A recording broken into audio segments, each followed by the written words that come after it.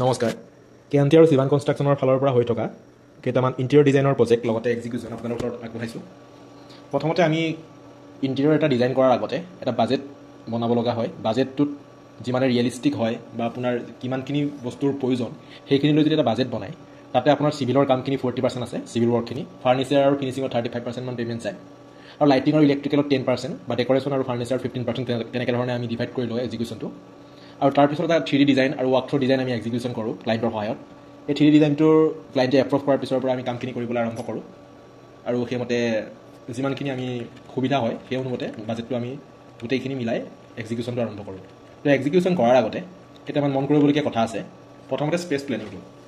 Space প্লেনিংটোৰ ক্ষেত্ৰত আমি কিমানখিনি এৰিয়া এটা ফ্লেটৰ মেক্সিমাম ইউজ কৰিব পাৰোঁ, ইউজেবল এৰিয়াটো, তাতে ফাৰ্নিচাৰ প্লেচমেণ্টৰ লগতে আপুনি এটা ফ্ৰী মুভমেণ্ট কৰিব পৰাকৈ স্পেচ ৰাখিব লাগিব, যাতে আপুনি গুড চাৰ্কুলেশ্যন পাথ এটা থাকে, মানে 3 ফুটৰ পৰা 4 ফুট এৰিয়া এটা এজন মানুহ দুজন মানুহ আৰামত পাৰ হ'ব পৰাকৈ এটা ফ্ৰী এণ্ড চিয়ৰ এৰিয়া দিব লাগিব, যাতে আপুনি ইণ্টেৰিয়ৰখিনি কৰাৰ লগতে এটা স্পেচ তেওঁলোকে নিজৰ কামখিনি সুচাৰুৰূপে কৰি দিবলৈ পায়। তাৰপিছতে আহিল এটা ফাংচনিং জনিং। আৰু ফাংচনেল জনিংটো মানে আপোনাৰ ছেপাৰেট প্ৰাইভেট মানে বেডৰুমটো আৰু পাব্লিক আপোনাৰ যোনটো স্পেচ, যেনেকৈ লিভিং স্পেচটো বা ডাইনিং স্পেচটো, এইটো আপোনাৰ ফাংচনিং জনিঙত ডিভাইড কৰি লোৱা হয়, আৰু ডিভাইড কৰি লোৱাৰ পিছত ফাংচনিং জনিংটো আমি এক্সিকিউশ্যন কৰোঁ। আৰু যিবিলাক ফাৰ্নিচাৰ আমি ইউজ কৰোঁ, মেক্সিমাম ফাৰ্নিচাৰ মাল্টি পাৰ্পচেছ ইউজৰ কাৰণে ভবা হয় বা কৰা হয়, যেনে sofa cum bed, foldable table, wall mounted desk আৰু কম্পেক্ট ফ্লেট। এইবিলাক বস্তুত মানে আপোনালোকে কম স্পেচখিনিয়ে ভালদৰে ইউটিলাইজ কৰিব পাৰিব, আৰু ইউটিলাইজেশ্যন এৰিয়াটো যদি বাঢ়ি যায়, তেতিয়াহ'লে এটা ফ্লেট যিমানেই সৰু নহওক কিয় আমাৰ নিজৰ প্ৰয়োজন অনুসাৰে আমি ডিজাইন কৰি পেলাই সেই এৰিয়াটোকে সম্পূৰ্ণৰূপে আমি ইউজ কৰিব পাৰোঁ। ছেকেণ্ড আহিলে আমাৰ কালাৰ স্কিম আৰু লাইটিং। কালাৰ স্কিমৰ ক্ষেত্ৰত কালাৰ প্লেলেটকেইটা লাইট টনত ৰাখিবলৈ আমি সদায় চেষ্টা কৰোঁ, যাতে লাইট টনত ৰাখিলে আমাৰ যিটো স্পেচ, ফ্লেটৰ আপোনালোকে গম পায় স্পেচবিলাক আজিকালি কিমান সৰু, সেই সৰু স্পেচটোৱে আমি ডাঙৰ দেখাব পাৰোঁ বা ডাঙৰ অনুভৱ কৰে মানুহৰ চকুত যেতিয়া আমি লাইট টনৰ কালাৰবিলাক ইউজ কৰোঁ। আৰু কিছুমান বস্তুত টেক্সাৰখিনি আৰু ছেটখিনি ডাৰ্ক দিব লগা হয়, এটা ডেফ্থ দেখাবলৈ, তো সেইখিনি প্ৰয়োজন অনুসৰি আমি ডিভাইড কৰি লওঁ। আৰু লাইটিং এৰিয়াখিনি আপুনি এম্বিয়েণ্ট লাইটিং কৰে, আপোনাৰ কেবিনেট লাইটিংখিনি বা ৰিডিং লেম্পখিনি নিজৰ ব্যৱহাৰ উপযোগী কৰি তুলিবলৈ আমি যিধৰণে আগবাঢ়িব লাগে সেইধৰণে আগবাঢ়োঁ। তাৰপিছত বহুতকেইটা বস্তুত আমি গুৰুত্ব দিব লগা হয়, তাৰ ভিতৰত নেচাৰেল লাইটিংটোৰ ক্ষেত্ৰত লাইটিংটো যদি আমি মেক্সিমাম নেচাৰেল লাইটিং আমি ফ্লেটটোৰ ভিতৰত ইনপুট কৰাব পাৰোঁ, তেতিয়াহ'লে বাস্তুৰ ফালৰ পৰাই হওক বা গোটেইখিনি ফালৰ পৰাই ৰুমটো এটা ব্যৱহাৰ উপযোগী হৈ পৰে। তাৰপিছত আহিল ফাৰ্নিচাৰ আৰু মেটেৰিয়েল চিলেকশ্যন। আপুনি ফাৰ্নিচাৰ ক্ষেত্ৰত যোনটো প্ৰপৰ্চন এণ্ড স্কেল বুলি কয় ৰুমটোৰ ক্ষেত্ৰত, সেইখিনি চাই আগবাঢ়িব লগা হয়। আৰু মেটেৰিয়েলখিনি ডিউৰেবল হ'ব লাগে, যাতে মইশ্চাৰ ৰেজিষ্টেণ্ট হয়। আমি যিখিনি প্লাইবোৰ্ড ইউজ কৰোঁ 25 বছৰ গেৰাণ্টিৰ সৈতে ৱাটাৰপ্ৰুফ প্লাই ইউজ কৰোঁ, লেমিনেটখিনিয়ে হওক আৰু কিটচেনৰ যিখিনি মেটেৰিয়েল আহে, আৰু কমফৰ্টেবলো হ'ব লাগিব ডিজাইনখিনি, যেনেকৈ আপোনাৰ আৰ্গনমিকেলি ডিজাইন কৰিব লাগে, যাতে ছিটিং আৰু বেডখিনি আমি কমফৰ্টটো দিব পাৰোঁ ক্লাইণ্টকেইজনক। তাৰপিছত আহিলে আমাৰ ষ্ট'ৰেজখিনি।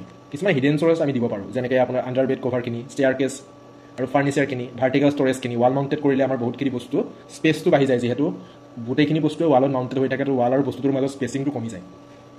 তাৰপিছত আহিলে আপোনাৰ ইলেক্ট্ৰিকেল আৰু প্লাম্বিংখিনি আপোনাৰ প্ৰিপ্লেন ইলেক্ট্ৰিকেল পইণ্টকেইটা ৰাখিব লাগিব টিভি ইউনিটৰ কাৰণে বা হোম অফিচটোৰ কাৰণে বা মডুলাৰ কিটচেনটোৰ কাৰণে।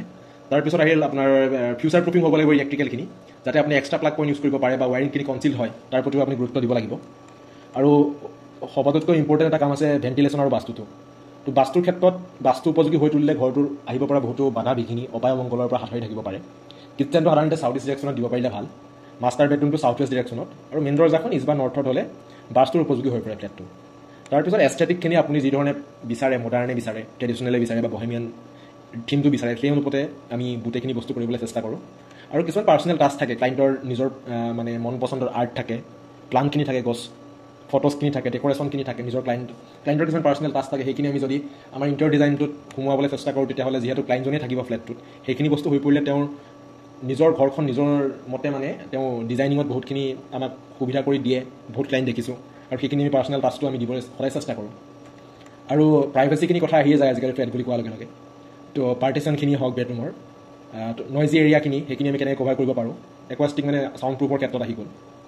আৰু ছাষ্টেইনেবিলিটি আৰু মেইনটেনেন্সখিনি আপোনালোকে বুজি পায়, ল' মেইনটেনেন্স মেটেৰিয়েল ইউজ কৰিব লাগে, মেট ফিনিছত ৱাছেবল পেইণ্টখিনি বা ভিনাইল ফ্ল'ৰিংখিনি, তো সেইখিনি ইউজ কৰিলে আপোনাৰ মেইনটেনেন্স কষ্টখিনি বহুত কমি যায়। লাইটিংখিনি এনাৰ্জি এফিচিয়েণ্ট হ'ব লাগে, LED বা চ'লাৰ বেছ অপশ্যনটো আমি দিবলৈ চেষ্টা কৰোঁ সদায়। ইনডোৰ প্লেনখিনি আপুনি নেচাৰেল এয়াৰ পিউৰিফায়াৰ পাই যাব বা মডাৰ্ণ এনহেঞ্চাৰ এটা পাই যাব ইনডোৰ প্লেনখিনি আমি যদি ইউজ কৰোঁ। তো এইখিনি বস্তু গোটেইখিনি চাই আমি এটা ফ্লেটত ইণ্টেৰিয়ৰ কাম কৰিবলৈ চেষ্টা কৰোঁ।